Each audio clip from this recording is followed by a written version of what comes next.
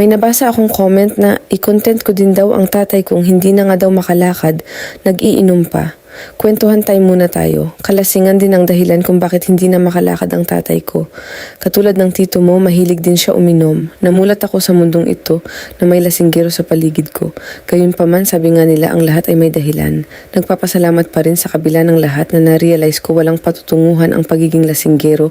Kaya minabuti kong magtapos ng pag-aaral sa kabila ng hirap ng buhay. Masasabi ko man na mahirap ang may lasinggero sa bahay pero hindi dapat ito ang maging dahilan para maging lasinggero din.